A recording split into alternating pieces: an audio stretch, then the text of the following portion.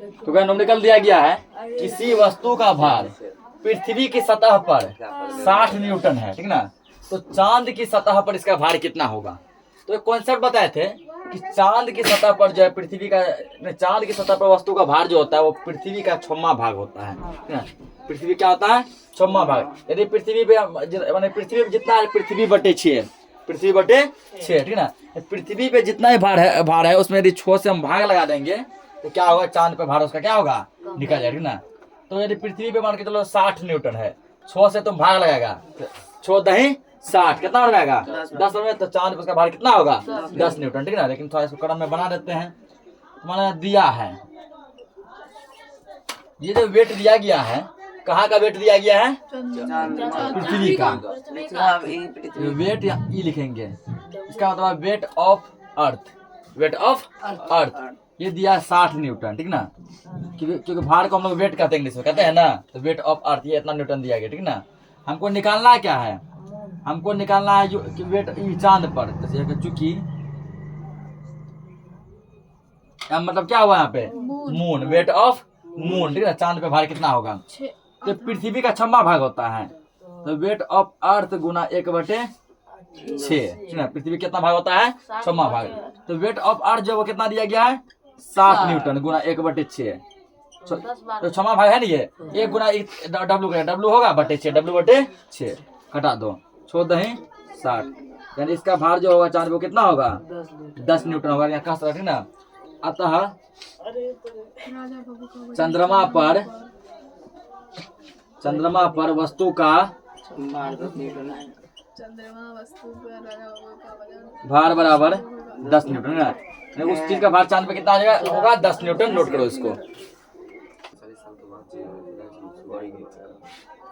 तो अगला क्वेश्चन दिया गया है, एक वस्तु का द्रव्यमान कितना है 10 kg है। पृथ्वी और चंद्रमा पर इसका भार निकालना है। द्रव्यमान दिया गया है, इसका भार पृथ्वी पर भी निकालना है और चांद पर भी निकालना है। तो बनाइए इसको, पहले खुद ट्राई कीजिए, ठीक ना।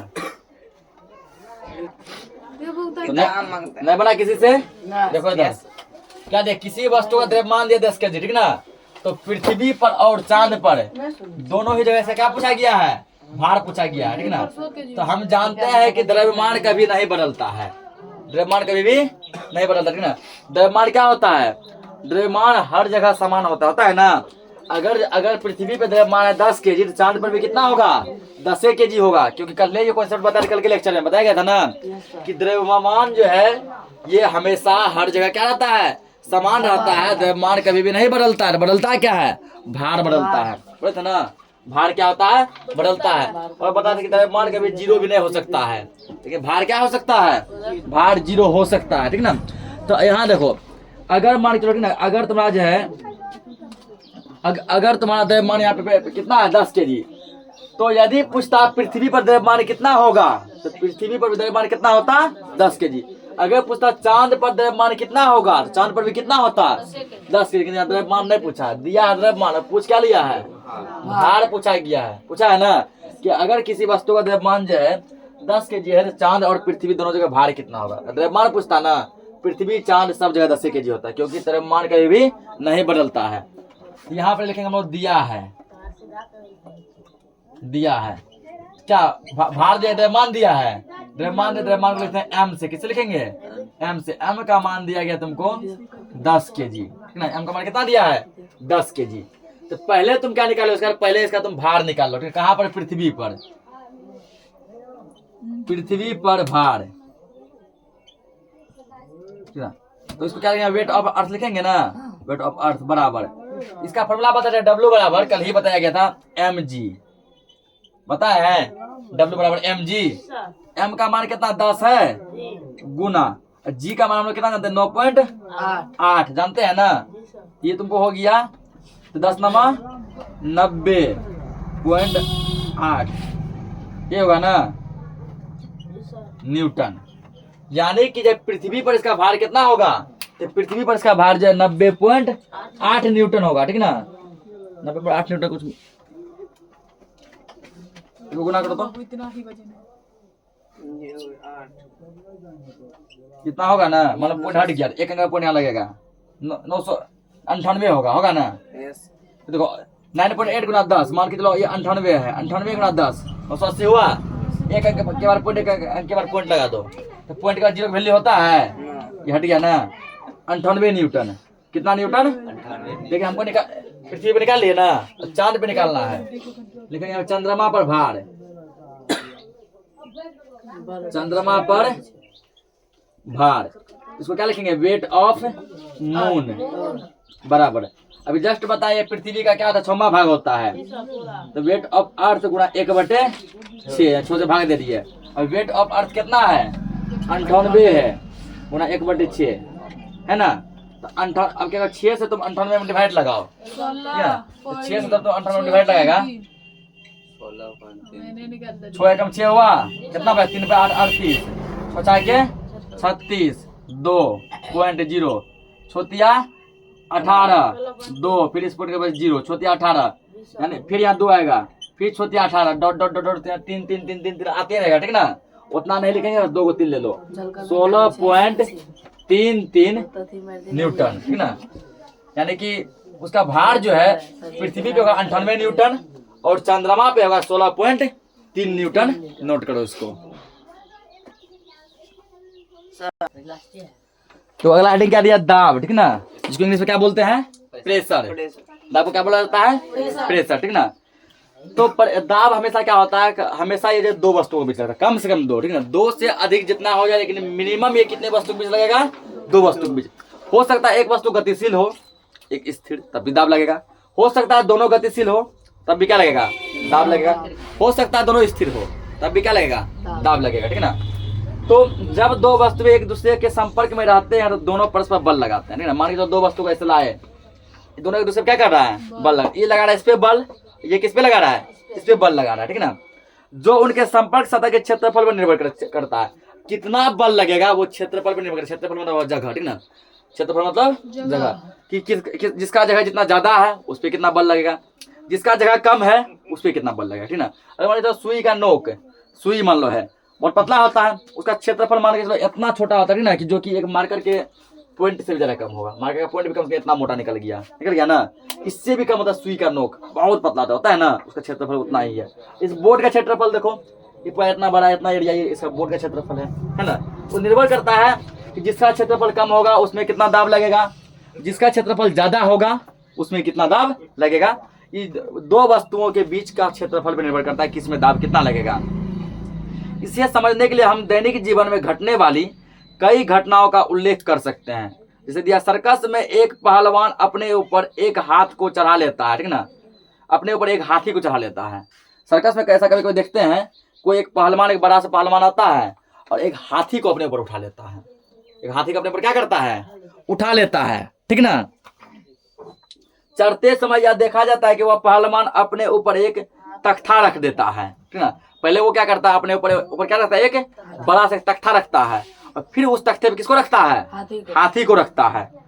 क्योंकि हाथी का भार संपूर्ण तख्ते के क्षेत्रफल पर फैल जाता है, ना कि एक जगह पर केंद्रित होता है, ठीक ना। हाथी का भार जो होता है वो एक जगह पर नहीं होता है, बल्कि पूरे टोटल जगह पर क्या होता है? फैल जाता है, ठीक ना। यानी देखो, इससे एक पता चला, ठीक ना। इसका एक फॉर्मूला जो होता है, जो है वो होता है दाब बराबर बल बटे क्षेत्रफल, बल बटे क्षेत्रफल, ठीक ना। क्षेत्रफल कहाँ है? नीचे, और दाब कहाँ है? ऊपर। तो दोनों में रिलेशन जो बनेगा वो कैसा बनेगा? उल्टा रिलेशन बनेगा। कैसा बनेगा? उल्टा। देखो, क्षेत्रफल यदि बढ़ेगा तो दाब घटेगा, ठीक ना। क्षेत्रफल यदि घटेगा, नीचे मतलब घटना, दाब बढ़ेगा, ठीक ना। अब जैसे देखो, अगर पहलवान यदि हाथी को सॉलिड उठा लेता तो हाथी का क्षेत्रफल इतना बड़ा हुआ ना, तो उसका दाब बढ़ जाता और पहलवान उसके नीचे दब के मर जाता। वो क्या किया? एक बड़ा सा तख्ता अपने ऊपर ले लिया ना। बड़ा सा तख्ता ले लिया। अब जो उस पर हाथी चढ़ाया तो क्षेत्रफल बढ़ गया। क्षेत्रफल जब बढ़ गया, दाब घट गया, तो उसको क्या लगने लगा ना, और डायरेक्ट हाथी को उठाता, उसके कंपेयर में उसको अब जो है ना बल थोड़ा कम लग रहा है, ताकत। इसका एक और एग्जांपल समझो। जैसे कि एक 20 kg का बटखरा ले लो, ठीक ना। उसको डायरेक्ट ऐसे उठा, ठीक ना, बहुत ज्यादा भारी लगता है ना। बहुत क्या लगता है? भारी। क्योंकि बटखरा कुछ मान के चलो इतना बड़ा है, इसका क्षेत्रफल इतना ही बड़ा है, ठीक ना। यानी पूरा 20 kg भार जो है एक की जगह जमा है, 20 केजी भार क्या है, एक जमा है। क्षेत्रफल कम है, इसका क्षेत्रफल क्या है, जिसका दाब हमको ज्यादा लग रहा है, बहुत ताकत लग रहा है ना। अब तुम क्या करो ना, 50 केजी के एक आदमी को उठा लो या 20 केजी कोई बच्चा उठाओ, ठीक ना, तुम हंसते खेलते से उठा लेगा आराम से, उठा लेते हैं ना। 20 केजी बहुत दूर की बात है, 30 केजी 40 केजी का तुम लड़का को आराम से उठा लेता है, ठीक ना, आराम से गोदी में तुम ऐसे दोनों हाथ से ना ऐसे ऐसे उठा लेता है ना, और तुमको भारी नहीं हल्का लगता है। क्यों? क्योंकि बच्चा का एरिया को जब इतना बड़ा बन गया, बहुत ज्यादा बोर्ड से भी ज्यादा लंबा बन जाएगा ना। कहिए सर क्या हाल है। तो अब जो है क्या हुआ, तो बच्चा को जब उठाया गया तो बच्चा बोर्ड से ज्यादा लंबा हो गया था ना, तो क्षेत्रफल क्या हो गया, बढ़ गया। क्षेत्रफल जो बढ़ गया, देखो यार, क्षेत्रफल बढ़ेगा दाब घटेगा, क्षेत्रफल बढ़ेगा दाब। अब बता, तुम जो 30 केजी 35 केजी 40 केजी के बच्चा को उठा लिया, तुम हंसते खेलते उठा के, अरे गोली उठा के खिलखिला हंस रहा है, पूरा हंस रहा है, पूरा हल्का लग रहा है ना। तो वही जब तुम 20 केजी का बटखरा उठाया तो वो उतना भारी क्यों लग रहा था, वो 40 केजी का बच्चा भारी नहीं लगा, लेकिन 20 केजी का बटखरा भारी लग गया, ठीक ना, क्योंकि बटखरा का क्षेत्रफल कम था ना, हमको दाब ज्यादा महसूस हो रहा था ना, और इसका क्षेत्रफल ज्यादा है, दाब क्या हो रहा है, कम महसूस। एक और एग्जांपल समझो, मान लीजिए पानी है, ठीक ना, कुछ इसमें कुछ प्रयोग भी हम दिखाएंगे, आज नहीं, ठीक ना, किसी लेक्चर में प्रयोग दिखाएंगे। मान लीजिए एक पानी है, पानी की टंकी लिया या कोई बर्तन में पानी लिया, उसमें तुम एक सुई को ऐसे गिराओ, सुई क्या होता है, आराम से डूब जाता है, गिर जाता है ना। अब उसमें तुम क्या करो, इस बुक को तुम रख दो, ठीक है ना, नहीं वो नहीं डूबेगा, तैरता रहता है ना। या फिर तुम क्या करो, मान लीजिए कोई नदी तालाब पोखर में जाओ, एक सुई को गिराओ या एक छोटा इतना छोटा पत्थर को फेंको गिट्टी, वो क्या हो जाता है, डूब जाता है। 10 ग्राम का पत्थर, 100 ग्राम का पत्थर ना, 1 ग्राम का सुई डूब गया। अब तुम क्या करोगे ना कि 10 केजी 15 केजी का बड़ा सा तुम तख्ता लेके आओ, पानी पे रख दो, वो तैरता रहता है, नहीं डूबता है। रीजन यही है कि सुई का क्षेत्रफल बहुत ही ज्यादा कम था, ठीक है, क्षेत्रफल क्या था, कम था।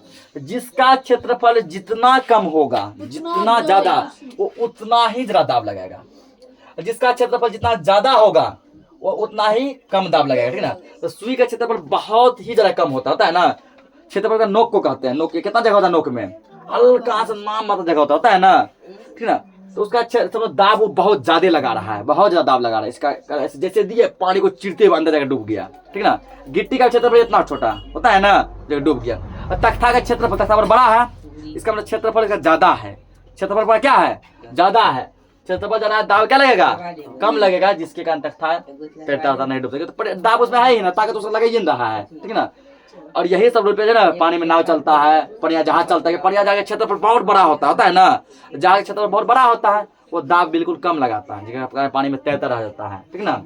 और जो है अगर एक पानी के जहाज पे जो है हजारों आदमी होता है, वो नहीं डूबता है। और एक आदमी यदि कोई जहाज से नीचे कूदता है तो वो डूब जाता है, क्योंकि आदमी का क्षेत्रफल इतना बड़ा, जो कुड़ता है, सोता हुआ नहीं कुड़ता है, लंबा आदमी कुड़ता है, ऐसे कुड़ता है ना, ऐसे मान लीजिए इतना क्षेत्रफल, तो क्षेत्रफल कम तो दाब ज्यादा लगेगा। और जहाज का देखबे करता है कितना ज्यादा क्षेत्रफल होता है, समझ गए दाब को। और इसका हम डेफिनेशन लिखेंगे ना, तो इसका परिभाषा लिखना है। तो समझ गए कि हाथी की कोई पहलवान हाथी को कैसे उठा लेता है, डायरेक्ट बोला जाए हाथी को उठाने नहीं उठा पाएगा, ठीक ना, मर जाएगा दब के उसके नीचे। इसलिए वो क्या करता है, एक बड़ा सा तख्ता लेता है, अपने ऊपर तख्ता रखता है, और तख्ता पे किसको रखता है, हाथी को रखता है। अब हाथी का भार पूरे तख्ता पे बढ़ गया ना, क्षेत्रफल बढ़ गया, तो उस पहलवान पे दाब क्या लगने लगा, कम लगने लगा। और पहलवान पूरा उठा के सर्कस नाम कमा लिया। देखो हम एक हाथी को उठा लिए, ठीक ना। तो पहलवान भी साइंस पढ़ के गया था, ठीक ना। पहलवान क्या पढ़ के गया था, साइंस पढ़ लिख के गया था। उसको पता था क्षेत्रफल बढ़ाओगे तो दाब क्या हो जाएगा, घट जाएगा, और क्षेत्रफल घटाओगे तो दाब क्या होगा, बढ़ जाएगा। तो उसको पता था ये बात, ठीक ना, बचपन में पढ़ा था साइंस। इसके कारण वो क्या किया, साइंस को, उसके कारण वो क्या किया, उसको बढ़ा दिया। अगर पूछेगा कि इसका खोज कौन किया दाब का, तो एक वैज्ञानिक का नाम था ब्लेज पास्कल। क्या नाम था, ब्लेज पास्कल।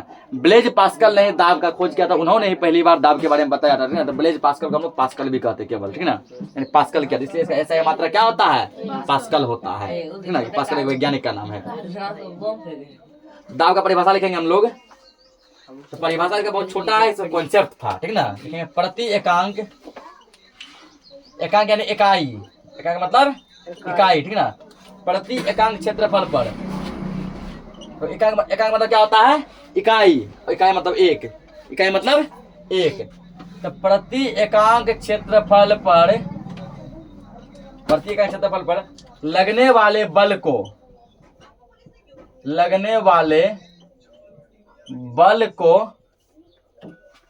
दाब कहते हैं। दाब भी एक प्रकार का क्या है? बल है। बल को दाब कहते हैं। दाब भी एक प्रकार क्या है? बल है। अब बल क्या है ना, बल और दाब में यही अंतर होता है। बल पूरा संपूर्ण टोटल जगह पे लगता है, ठीक ना। दाब प्रति एकांक क्षेत्रफल मतलब कि एकांक क्षेत्रफल मतलब 1 मीटर स्क्वायर या 1 सेंटीमीटर स्क्वायर, ठीक ना, या 1 किलोमीटर स्क्वायर, ठीक ना। जितना भी क्षेत्रफल होगा लेकिन वहाँ यहाँ कितना होगा? 1 होगा। कितना होगा? 1। एक मतलब एकांक इकाई, ठीक ना। तो प्रति एकांक क्षेत्रफल पे, या ऐसे भी कह सकते हैं प्रति इकाई क्षेत्रफल पर लगने वाले बल को क्या कहते हैं? दाब कहते हैं, ठीक ना। और दाब का भी हम लोग जस्ट फॉर्मूला सीखे थे, इसके नीचे लिखेंगे हम लोग दाब बराबर बल बटे क्षेत्रफल, ठीक ना। अब यदि मान लीजिए बल का पूछ देगा तो इसके लिए कुछ एक मान सकते हैं ना, बल गुना 1 बल हुआ, दाब गुना क्षेत्रफल होगा ना। बल बराबर दाब गुना क्षेत्रफल। यदि क्षेत्रफल बराबर पूछ गया, ये जगह इधर गुना में, ये इधर भागा में आएगा ना, बल बटे दाब, बल बटे दाब, ठीक ना। अब कुछ इसका ऑब्जेक्टिव पॉइंट हम लोग लिखेंगे। ऑब्जेक्टिव पॉइंट लिखेंगे दाब का एसआई मात्रक,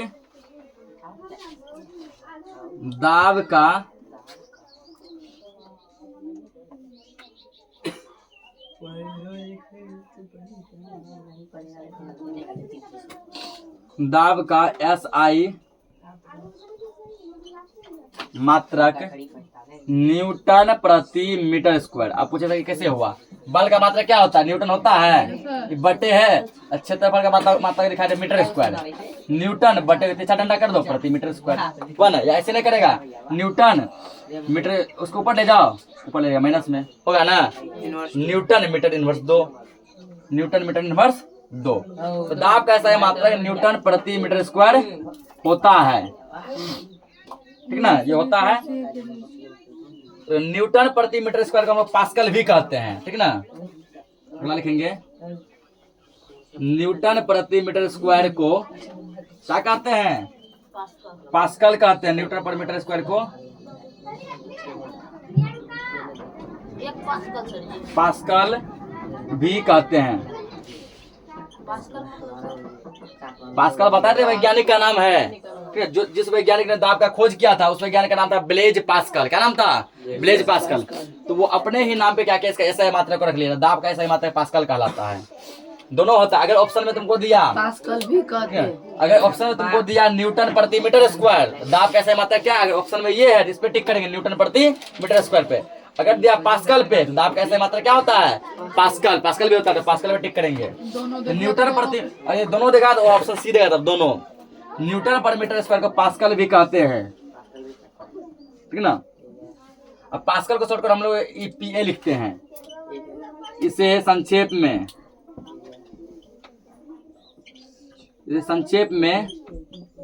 पीए, कैपिटल पी स्मॉल ए, ठीक ना। कैपिटल पी स्मॉल ए, इसे संक्षेप में पीए से सूचित करते हैं। किसको? पास्कल को। तो पास्कल एक वैज्ञानिक का नाम है, ठीक ना। और इसका स्पेलिंग होता है PASCAL, पास्कल। तो शॉर्टकट में पीए कहते हैं, ठीक ना। तो 1 पास्कल का मान होता है, 1 पास्कल बराबर होता है, ठीक ना, 1 न्यूटन मीटर स्क्वायर। 1 न्यूटन प्रति मीटर स्क्वायर, ठीक ना। 1 पास्कल बराबर 1 न्यूटन प्रति मीटर स्क्वायर। पूछेगा दाब कौन सी राशि है? इसमें दिशा नहीं होता, केवल परिमाण होता है। और हम जानते हैं कि जिसमें परिमाण होता है वो होता है अदिश राशि, ठीक ना। तो यह एक अदिश राशि है। दाब कौन सी राशि है? दाब एक अदिश राशि, ठीक ना। तो दाब के बारे में समझ गया पूरा।